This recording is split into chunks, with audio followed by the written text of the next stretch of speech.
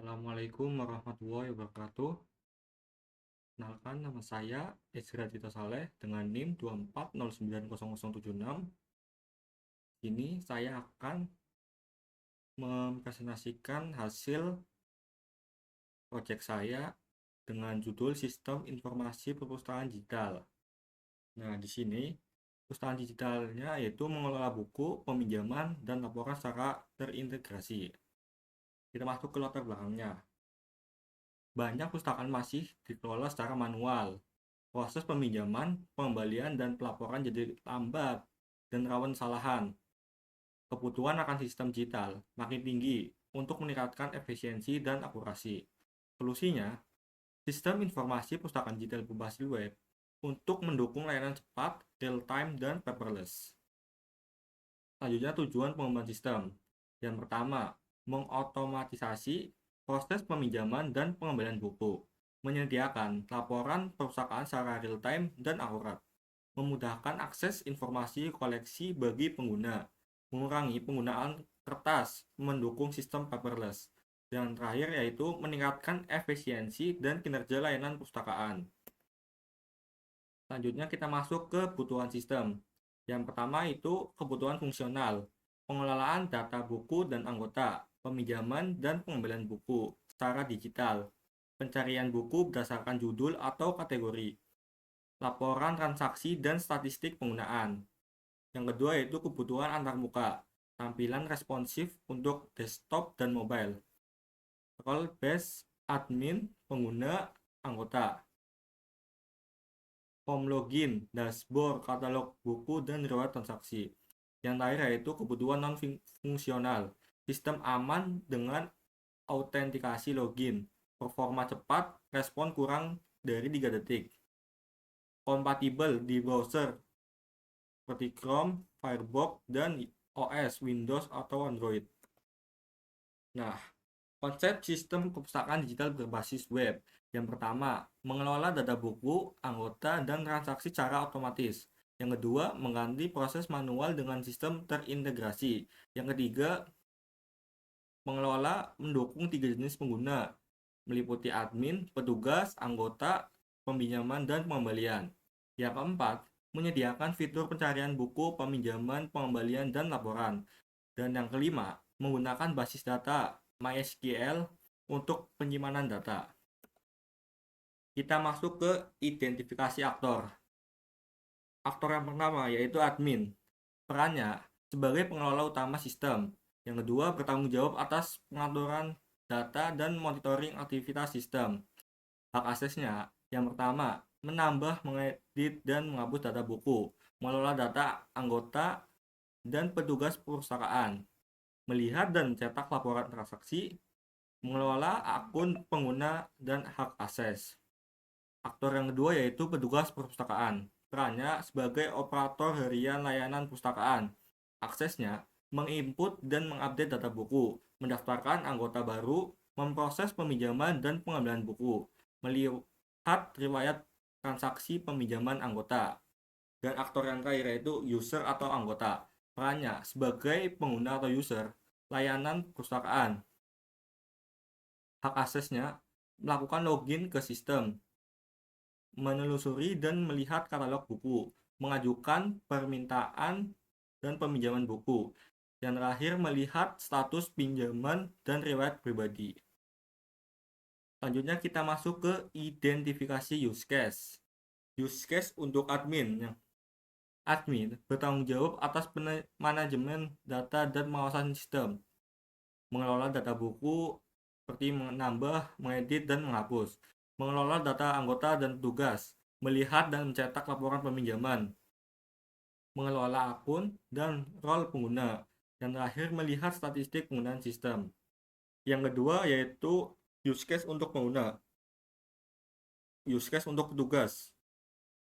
Petugas menjalankan operasional harian perpustakaan, menambah dan mengupdate data buku, mendaftarkan anggota baru, memproses transaksi peminjaman buku, memproses pembelian buku, dan melihat riwayat transaksi anggota. Dan identifikasi use case yang terakhir yaitu untuk user. Anggota atau user adalah pengguna layanan perpustakaan. Login ke sistem, melihat katalog buku, mencari buku berdasarkan judul, penulis, atau kategori, melihat detail buku, mengajukan peminjaman buku, lihat status peminjaman dan riwayat transaksi. Kita masuk ke use case-nya. Di sini ada 3 aktor. Yang pertama admin. Di sini admin bisa mengelola data buku, kelola data anggota dan petugas, kelola laporan peminjaman, dan kelola anggota atau akun pengguna. Nah, untuk petugas pustakaan bisa menambah atau mengedit hapus buku, menginput data anggota, memproses peminjaman, pengembalian, dan melihat riwayat transaksi.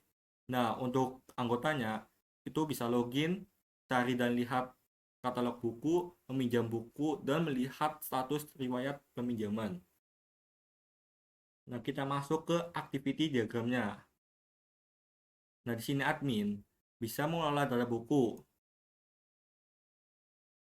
Setelah itu mengelola data anggota dan petugas, melihat dan cetak laporan, dan melakukan logout setelah selesai. Untuk petugas, bisa melakukan proses transaksi, peminjaman, dan pengembalian. Selanjutnya, mengubah status transaksi, mencetak laporan, dan terakhir logout setelah selesai. Nah, untuk anggota atau user, itu hanya bisa melihat katalog buku, mengajukan permintaan atau peminjaman, melihat status peminjaman, setelah itu logout dari sistem. Kita masuk ke sequence diagram. Di sini skenario-nya yaitu peminjaman buku oleh anggota. Yang pertama, anggota login ke sistem. Pengguna memasukkan username dan password. Sistem melakukan autentikasi dan penampilan dashboard pengguna. Yang kedua, anggota mencari dari katalog. Anggota menggunakan fitur pencarian untuk menelusuri buku berdasarkan judul, penulis, atau kategori. Yang ketiga, anggota memilih buku dan mengklik pinjam. Sistem mengecek status ketersediaan buku yang dipilih. Yang keempat, sistem mengirim permintaan peminjaman ke petugas. Jika buku tersedia, sistem mengirimkan data transaksi kepada petugas untuk diproses. Yang kelima, petugas memproses permintaan peminjaman. Petugas menyetujui permintaan dan sistem mencatat transaksi ke database. Yang keenam, status buku diubah menjadi dipinjam. Sistem memperbarui status buku agar tidak bisa dipinjam oleh anggota lain. Dan yang terakhir, sistem menampilkan status peminjaman berhasil ke anggota. Anggota dapat melihat detail transaksi dan status peminjaman di akun pribadinya. Kita masuk ke kelas diagram. Di sini, user menyimpan data pengguna, admin, petugas, anggota. Atribut meliputi ID dan username, password, role. Di sini metodenya login atau logout. Di sini role menentukan hak akses pengguna seperti admin, petugas, anggota. Dan untuk buku, menyimpan data buku. Atribut itu menyimpan ID buku, judul buku, penulis, kategori, status. Dan metodenya ubah status atau lihat detail. Dan yang terakhir yaitu transaksi, pencatat peminjaman dan pengembalian buku. Atributnya ID transaksi, ID buku, ID anggota, tanggal pinjam, tanggal kembali, dan lihat status. Metodenya yaitu membuat transaksi dan menyelesaikan transaksi. Dan yang terakhir yaitu interface design. Di sini gambar pertama yaitu login. Halaman login itu bisa menginput username dan password. Drop down atau radio button untuk memilih role, admin, tugas, atau anggota. Edit track untuk dashboard masing-masing sesuai role. Selanjutnya yaitu dashboard admin. Yang pertama menu kelola buku, kelola anggota, kelola tugas, dan laporan. Tampilan statistik, jumlah buku, jumlah anggota, dan jumlah peminjaman aktif. Selanjutnya ada dashboard untuk petugas. Yang pertama ada menunya. Menu ada kelola buku, kelola transaksi, tabel daftar buku, dan transaksi harian. Yang keempat ada dari katalog buku. Halaman katalog buku itu untuk anggota. Meliputi fitur pencarian berdasarkan judul, penulis, atau kategori. Selanjutnya ada tabel list buku yang bisa di-scroll. Selanjutnya ada setiap item bisa diklik untuk melihat detail. Nah, dari halaman katalog buku kan tadi bisa diklik untuk lihat detail. Kita masuk ke detail bukunya. Di sini menampilkan informasi buku lengkap, tombol pinjam buku jika tersedia. Nah, yang terakhir itu ya, riwayat transaksi.